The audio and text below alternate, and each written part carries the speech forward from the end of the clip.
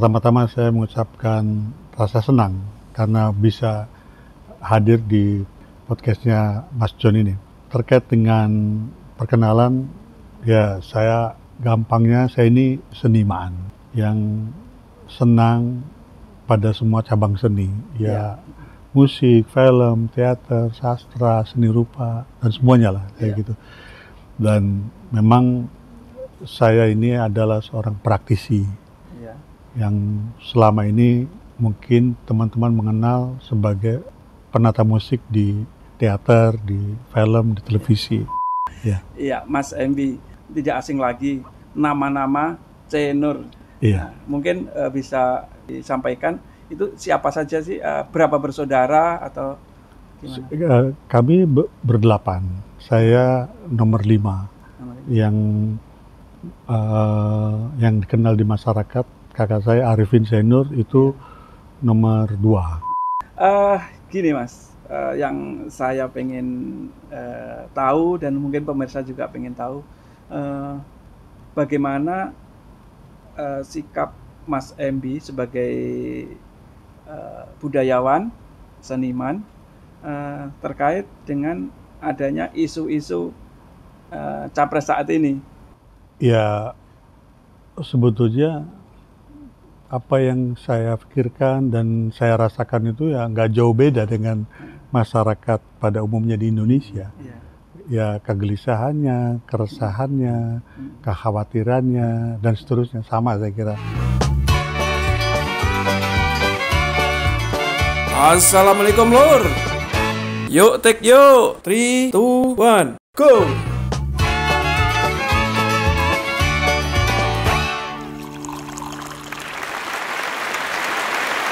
Assalamualaikum warahmatullahi wabarakatuh. Waalaikumsalam warahmatullahi wabarakatuh. Jumpa lagi bersama Komentar Mas John, sebuah komentar ringan dalam bicara suka-suka, suka-suka bicara. Komentar Mas John kali ini hadir di rumah seorang legend, penggiat seni, budayawan yang sudah tidak asing lagi di seantero Nusantara. Ya, kita sambut Mas MB Cenur. Apa kabar Mas? Alhamdulillah baik. Terima kasih atas waktunya untuk ngobrol-ngobrol kita ya Mas ya. Ya, siap. Bicara soal 2024. Siap. Mas, sahabat komentar Mas John ingin tahu siapa sih Mas MB Cenur itu? Mungkin bisa diceritakan biar lebih mengenal sahabat komentar Mas John. Ya, baik. Terima kasih buat para penonton dari channel Mas John ya. Komentar Mas John. Komentar Mas John ini. Pertama-tama saya mengucapkan rasa senang karena bisa hadir di podcastnya Mas John ini. Terkait dengan perkenalan, ya saya gampangnya saya ini seniman, ya kan, seniman yang senang pada semua cabang seni, ya musik, film, teater, sastra, seni rupa, dan semuanya lah kayak gitu. Dan memang saya ini adalah seorang praktisi yang selama ini mungkin teman-teman mengenal sebagai penata musik di teater, di film, di televisi. Saat ini saya adalah ketua dari lembaga sertifikasi profesi film dan televisi, yaitu LSP Kreator Film dan Televisi. Itu yang kegiatan saya, karena memang kegiatan sebagai musik director di teater, film itu alhamdulillah sudah lama vakum karena belum ada yang calling. Tapi ya mudah-mudahan nanti di tahun 2024 ini ada callingan. Tetapi itulah kegiatan saya. Jadi saya lahir di Cirebon dan pernah juga masa remaja di Solo, kemudian akhirnya terdampar di Jakarta sebagai seorang seniman sampai hari ini. Dan kegiatan saya saat ini di samping kegiatan di lembaga sertifikasi profesi film dan televisi juga bersama-sama dengan teman-teman aktif di komunikasi karawitan Indonesia, yaitu suatu komunitas yang sedang merancang bagaimana membuat semacam rumah besar untuk para pelaku musik tradisi di Indonesia.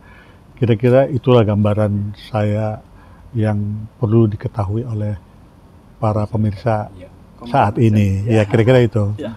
Iya, Mas MB, kan di dunia seni sudah tidak asing lagi nama-nama Cenur, semuanya merupakan keluarga dari Mas MB Cenur. Iya. Nah, mungkin bisa disampaikan itu siapa saja sih, berapa bersaudara atau gimana? Kami berdelapan. Saya nomor 5 yang dikenal di masyarakat. Kakak saya Arifin Senur itu nomor 2. Nomor 2. Jadi saya nomor 2, Mas Arifin nomor 2 almarhum, saya nomor 5. Kami semuanya berdelapan. Kemudian yang aktif di dunia film, Mas Arifin, saya dan adik saya Usman Senur itu juga aktif di film. Selebihnya yang lain, yang putri tidak ada yang di kesenian, semuanya ibu rumah tangga. Ya. Kalau Jajang Yayang itu istri dari Mas Arifin. Kalau Mas Arifin itu sutradara ya Mas ya? Dia seorang penulis sandiwara, dia dramawan. Kemudian setelah dia menjadi dramawan, dia juga mensutradarai film, menulis skenario film. Mas Usman? Dia di sound. Iya. Komplit semuanya, sinias semuanya. Iya. Mas MB Cenur, kunjungan santai ke kediaman Mas MB ini ya, ingin tahu lebih jauh lagi kegiatan, terutama kesehatan ini amat sangat kami butuh informasi dari Mas MB. Namun tidak kurang dari itu, di tahun ini kan ini merupakan tahun politik jelang Pilpres. Ya. Nggak ada salahnya kalau kita agak sedikit-sedikit nyerempet ke sana ya Mas ya. Oh ya, memang harus. Sebagai warga yang punya hak dan tanggung jawab atas instalasi negara kan. Betul. Apa itu kewajiban bagi menurut kita ya. Ya, itu kewajiban sekaligus juga hak ya. Iya. Gini Mas, yang saya pengen tahu dan mungkin pemirsa juga pengen tahu, bagaimana sikap Mas MB sebagai budayawan, seniman, terkait dengan adanya isu-isu capres saat ini. Ya, sebetulnya apa yang saya pikirkan dan saya rasakan itu ya nggak jauh beda dengan masyarakat pada umumnya di Indonesia. Ya, kegelisahannya, keresahannya, kekhawatirannya, dan seterusnya sama saya kira. Jadi boleh dibilang apa yang dirasakan oleh masyarakat itu juga saya rasakan juga. Jadi gini, kalau saya mengembangkan apa yang disampaikan oleh Mas John, Mas Embi, yang menjadi wahana kegairahan atau panggilan jiwa Mas Embi itu kan di kebudayaan ya Mas ya. Baik itu melalui film, melalui penulisan skenario, musisi dan seterusnya, dan tadi ya pada lembaga-lembaga yang prestisius, karawitan yang ya kalau nanti kita kejar dengan pembahasan akan lebih esotik saya kira. Tapi saya akan mengawali dari dasar, mengembangkan dari apa yang Mas John tadi. Ini loh, kalau kita ngomong ini dari perspektif budaya ya Mas ya, potret kebudayaan bangsa kita ini kok tiba-tiba seperti ini, dan ini mencuat pada ekspresi dalam hal ini kontestasi pemilu ya, atau menyongsong momentum pemilu 2024 suksesi kepemerintahan kita. Ini kan ekspresi budayanya luar biasa. Budaya kan tidak tadi musik, tidak ini. Kalau kita mungkin sepakat bahwa budaya itu terjemahannya ya pada semua lini ekspresi kita ya. Termasuk kita misalnya kalau para politisi orasi, berargumentasi, meyakinkan kepada masyarakat tentang konseptual penyelenggaraan negara di masa akan datang. Ini kita tahu seperti Mas Embi tadi bilang, keresahannya sama, semua masyarakat resah, ini resahnya. Kenapa kok ekspresi budaya kita itu sampai menjadi bentuk ekspresi yang sekarang ini, Mas? Ya kan? Ya tadi contoh dalam ekspresi retorika, ekspresi berargumentasi atau mengajukan proposal kepada masyarakat. Ini kok kayaknya agak lepas dari spirit kebudayaan kita, ruh kebudayaan kita. Nah, saya ingin tanyakan kepada Mas Embi, apa perspektif Mas Embi, pemikiran Mas Embi tentang hal ini? Apakah betul kita memang punya potret kebudayaan yang seperti ini? Atau ada yang memang tidak berjalan sesuai dengan idealisme kita dalam konteks kebudayaan yang terekspresikan dalam kehidupan sehari-hari kita? Ya, tadi disebutkan tentang hal-hal yang meresahkan, kemudian mengkhawatirkan terkait dengan persoalan dinamika politik saat ini.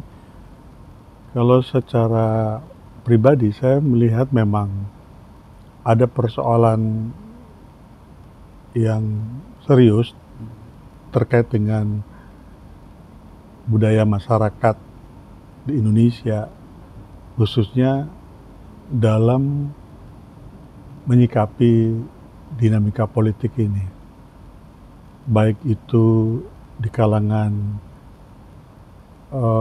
masyarakat legislatif, eksekutif, yudikatif, termasuk juga masyarakat secara umum. Ada persoalan yang serius dalam menyikapi budaya politik ini. Persoalan itu boleh jadi disebabkan adanya ketidakpastian. Seperti misalnya bagaimana sebetulnya cara mengapresiasi dinamika politik terkait dengan adanya pemilihan presiden dan wakil presiden ini, bagaimana caranya? Apakah dengan gembirakah, dengan seriuskah, atau dengan bagaimana? Dan apa alasannya? Kalau serius, seperti apa seriusnya? Lalu kalau gembira, bagaimana cara gembiranya itu? Jadi situasinya kan seakan-akan yang terjadi hiruk pikuk gitu. Yeah. Hiruk pikuk dalam artian saya melihatnya ada perang antara kelompok-kelompok yang mengatakan bahwa keadaan ini adalah keadaan yang aman-aman saja, tapi di satu sisi ada yang mengatakan ini tidak aman-aman saja. Tetapi saya berpikir, saya termasuk yang merasakan bahwa ini tidak aman-aman saja, tetapi tidak aman, itu tidak dalam keadaan aman. Kenapa? Ya terbukti dengan malam ini kita ngobrol juga didorong oleh perasaan keadaan tidak aman-aman saja, sehingga kita akhirnya pengen cari tahu ini apa nih, ada persoalan apa. Harusnya sesuatu yang sangat menggairahkan karena kita akan mendapatkan pemimpin yang baru, tetapi yang muncul adalah ketegangan-ketegangan seperti itu. Berarti ini ada apa-apa, ini ada apa-apa. Ada friksi terhadap pemaknaan frasa pesta. Pesta kan mestinya gembira kan? Artinya ada persoalan bagaimana negara kita itu dalam menggulirkan proses demokrasinya, itu tuh. Jadi proses demokrasi ini menjadi proses yang tidak mulus gitu. Artinya tidak membuat suatu proses yang bercita rasa pendidikan politik yang baik misalnya, yang inspiratif, bahkan kalau istilah yang lebih bagus lagi, tidak menjadi bagian dari proses pemajuan kebudayaan, misalnya seperti itu. Sementara kita 2017 diterbitkan Undang-Undang Pemajuan Kebudayaan, Undang-Undang nomor 5 kalau nggak salah. Iya, Ya. karena itulah jadi salah satu aspek budaya, yaitu budaya politik, itu harus menjadi salah satu yang prioritas untuk dimajukan. Tidak hanya persoalan seni atau sastra atau terkait dengan hal-hal yang tercantum dalam butir-butir pemajuan budaya di undang-undang. Ekonomi juga ada masalah, politik juga ada masalah, sosial juga ada masalah, seperti itu. Nah, ini yang sebetulnya yang menyebabkan malam ini kita mencoba dengan hati-hati, mencoba untuk ngobrol apa sih sebetulnya yang sedang terjadi, dan mudah-mudahan dalam obrolan kita itu mungkin kita bisa sama-sama sepakat apa persoalannya, sebabnya apa, dan bagaimana solusinya. Iya. Saya tangkap ada viewpoint Mas tadi budayaan itu kok ada korelasi dengan persoalan pendidikan. Apa betul yang ingin disampaikan Mas MB ini? Ada problem pendidikan sehingga kebudayaan itu quote in quote gagal dipahami. Iya, apa yang kita alami itu bukan sesuatu yang terjadi karena seminggu yang lalu atau sebulan yang lalu. Ini adalah rentetan panjang sejak Republik ini berdiri. Bahkan sebelum Republik ini berdiri, ketika berproses, bagaimana bangsa ini mempersiapkan diri untuk menjadi sebuah bangsa yang memiliki cita-cita yang baik dan bisa diwujudkan, yaitu cita-citanya tertuang dalam Pancasila dan Undang-Undang Dasar 45. Itu kan satu cita-cita kita yang tentu saja untuk mewujudkan cita-cita ini diperlukan pengetahuan, keterampilan, dan sikap perilaku. Karena itu ada satu upaya serius menyelenggarakan pendidikan dalam rangka untuk mewujudkan cita-cita itu. Ketika hari ini kita mengalami masalah, oh berarti pendidikan untuk mewujudkan cita-cita itu ada bermasalah. Nah, kita harus cari di mana nih sebetulnya persoalan pendidikan yang akhirnya menimbulkan ketegangan kita malam ini dalam membahas sesuatu yang sebetulnya harusnya dengan riang gembira. Jelang pesta. Iya. Jelang pesta dengan riang gembira. Iya. Artinya negeri ini sedang tidak baik-baik saja. Iya. Karena negeri ini tidak sedang baik-baik saja, menurut Mas MB, karena tanggal 14 Februari nanti kan ada pesta yang sangat luar biasa, pemilihan pemimpin kita. Dari sudut pandang Mas MB, untuk ketiga paslon itu bagaimana Mas? Iya, kalau tadi saya kan mengatakan bahwa ada persoalan kebudayaan yang serius, yang harus dicari solusinya, harus dikerjakan dengan sungguh-sungguh untuk dicari solusinya. Maka terkait dengan proses pemilihan presiden yang akan datang, saya ingin memberikan pola pikir saya seperti ini, bahwa Indonesia itu kan sebagai sebuah negara itu sudah melalui satu tahapan ideasional, gagasan, yaitu tahun 28. Kita sudah punya tonggak sejarah ya. Ada gagasan, dan gagasannya itu sudah disepakati, konsepnya adalah persatuan. Kemudian tahap berikutnya adalah tahap eksistensial gitu. Kita sudah eksis tahun 45, di jure de facto kita memang lahir sebagai bangsa, diakui di seluruh dunia. Kira-kira seperti itu.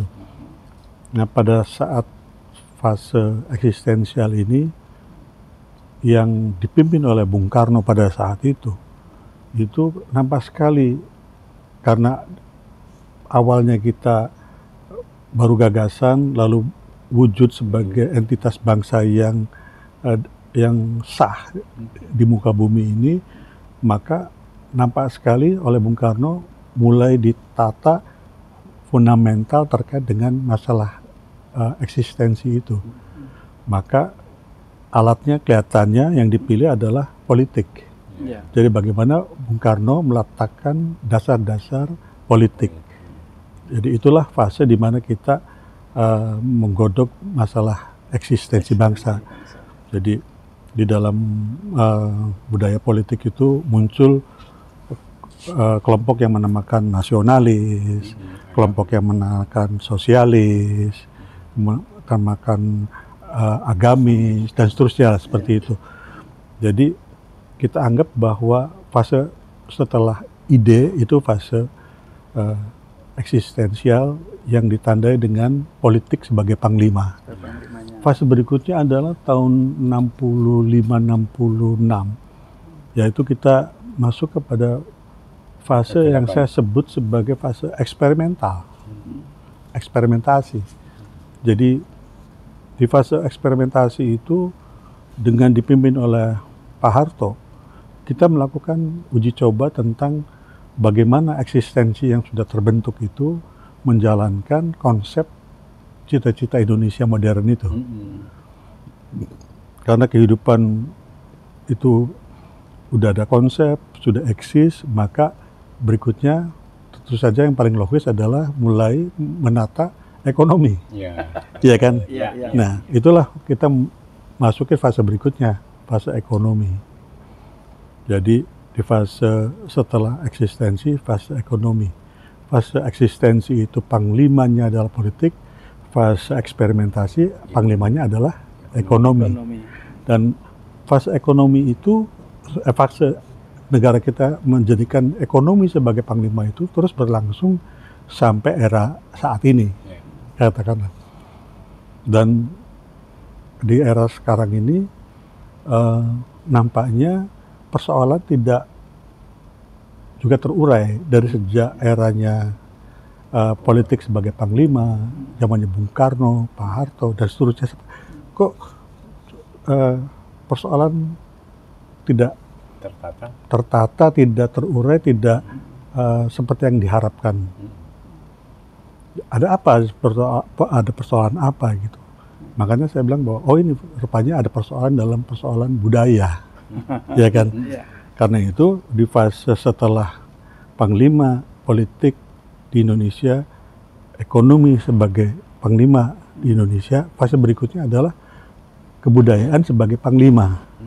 Nah, kalau fase kebudayaan sebagai panglima, saya harus memilih dari ketiga calon ini, kira-kira mana yang pantas menjadi konduktor untuk organisasi kebudayaan. Iya, kira-kira seperti itu. Logikanya kan seperti itu. Apakah Pak Prabowo argumennya apa? Apakah Pak Ganjar argumennya apa? Apakah Pak Anies argumennya apa? Saya pribadi melihat argumen yang paling kuat adalah pada Pak Anies. Iya kan, pada Pak Anies. Dengan latar belakangnya dia adalah seorang guru, seorang dosen, seorang pendidik, dan juga dia punya pengalaman di Kementerian Pendidikan. Artinya memang dia sudah diverifikasi sebagai pribadi yang passionnya di kebudayaan. Nah, dengan pola pikir saya tadi, bahwa saat berikutnya adalah kebudayaan menjadi panglima di kita, maka saya tidak ada pilihan lain, harus memilih Pak Anies sebagai calon presiden saya. Kira-kira begitu. Iya. Dari visi misinya juga mungkin sudah lebih tertata ya, lebih gamblang dari Pak Anies daripada paslon-paslon yang lain, atau bagaimana menurut Mas Endi? Ya, sudah banyak dibahas, artinya katakan karena hal-hal seperti itu menurut saya, katakanlah untuk seorang yang namanya Pak Anies itu nggak ada masalah ya. Masalah konsep itu, bahwa visi misinya udah dibikin dan masyarakat juga sudah bisa langsung membaca dan sebagainya. Artinya bahwa seluruh bidang budaya itu coba diselesaikan, diangkat menjadi agenda perubahan dia di Indonesia itu, dengan tujuan agar Indonesia menjadi lebih baik, kan seperti itu. Ya tinggal sekarang kan kita bersama-sama, kalau saya bisa mengajak teman-teman semua itu bersama-sama saya memilih Pak Anies, kemudian juga mengawal supaya dia menjalankan visi misi yang sekaligus itu adalah janjinya, kan begitu. Saya kira itu. Baik, sampai pada poin yang terakhir, janji tadi kan. Dan dikatakan tadi Pak Anies itu dipilih karena ia cukup merepresentasikan konsep tentang idealisme kebudayaan. Dengan jargon bahwa saat ini harus kemudian jadi panglima. Nah, saya sepakat bahwa memang dalam diskusi-diskusi itu ujungnya kesimpulan saatnya kebudayaan jadi panglima. Karena di era saya kuliah tahun 80-an, kita sudah ngomong strategi kebudayaan itu kering, nggak pernah ada yang menyentuh. Dan memang sampai saat terakhir itu ada pemajuan kebudayaan, ada kesadaran untuk, oh ya kebudayaan kenapa nggak jadiin panglima, nggak jadiin suatu fokus di dalam strategi kita menjalankan negara, bermasyarakat dan sebagainya. Nah persoalannya Mas Emi, ini kan mungkin bisa jadi desak Anies ini, ya kan? Jadi momentum desak Anies kan belum 14 nih, mau ada kesempatan untuk mendesak Mas Anies. Sejauh mana Mas Anies itu memahami problem kebudayaan? Karena kalau secara terminologi kebudayaan yang kita pahami ini adalah apa ya?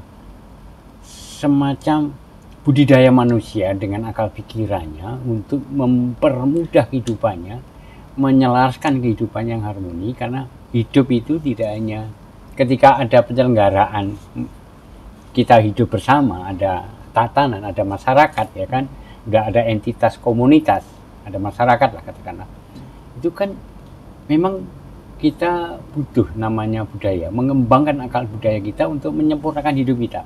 Kalau dalam bahasa Orde Baru, pembangunan manusia seutuhnya. Nah, kebudayaan saya rasa perannya sebagai panglima kan berorientasi pada pembangunan manusia seutuhnya tadi, Mas. Nah, tadi saya kembali kepada terminologi tadi, bahwa akal budi manusia mengembangkan dirinya, eksistensinya tadi termasuk supaya hidup sejahtera, berbangsa dan bernegara dengan gemilang, kan gitu. Nah, hanya tadi karena kita bermasyarakat, produk budaya menghasilkan kita harus berinteraksi, ya kan, menakar kepentingan individu dengan kepentingan sosial dan seterusnya. Ada komunikasi. Ketika komunikasi butuh butuh linguis atau bahasa, ya kan. Dan tadi ketika ngobrol-ngobrol di luar podcast ini, Mas Emi juga menyampaikan tentang Sultan Takdir Ali Subhan. Ini saya ingatkan aja supaya tidak lepas dari diskusi kita. Artinya ada bahasa yang memang menentukan, ada kepentingan individu dan sosial yang harus kita pentingkan, sehingga produk bahasa tadi menghasilkan pemikiran ekonomi, langkah operasional ekonomi, konsep ekonomi, ya kan, termasuk hukum, ya, di samping pengetahuan dan teknologi yang memudahkan kita dalam mensejahterakan seluruh bangsa dan negara ini. Ada hukum di sana, artinya ada hukum positif untuk menata interaksi kita satu sama lain, individu dengan sosial, sosial dengan sosial, termasuk yang diberi amanah untuk mengatur itu, maka dilahirkan hukum, Mas, ya. Hukum itu untuk menata tadi supaya kita equilibrium, ya, satu sama lain punya hak yang sama di bidang apapun, tidak hanya bidang hukum, ya. Artinya bidang ekonomi ada kesetaraan, bidang ilmu pengetahuan punya hak memperoleh pendidikan, kecerdasan yang sama gitu loh.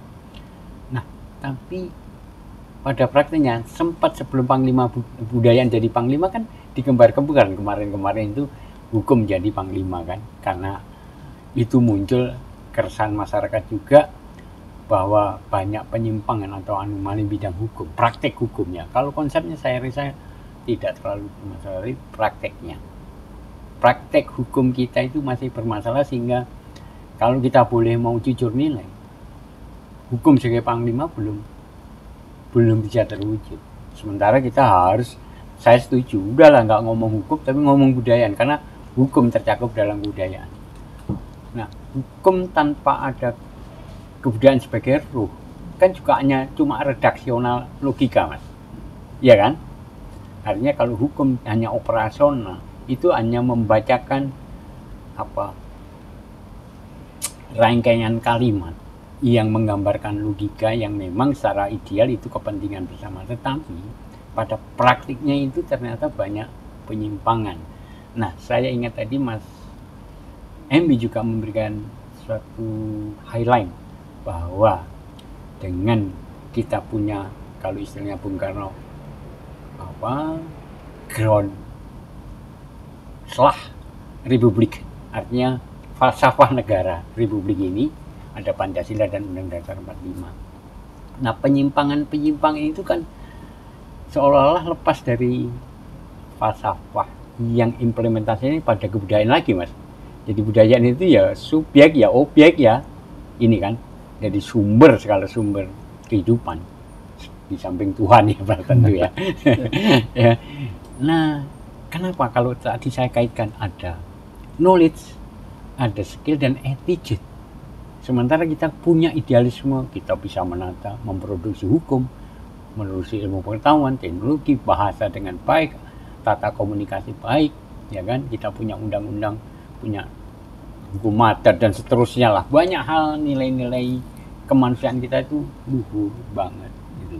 Tapi tadi terkait dengan hingar-bingar kekacauan ini kan ternyata masih muncul, Mas. Dan kita mencoba menyelusuri apa akar masalahnya. Tapi kita petani satu-satu kan muncul pada kita punya knowledge kok, punya skill, nah punya attitude. Nah, ukurannya kan aplikasi dari attitude itu membuat harmoni atau tidak, membuat equilibrium tidak. Nah, kenyataannya hari ini yang seperti kita bicarakan.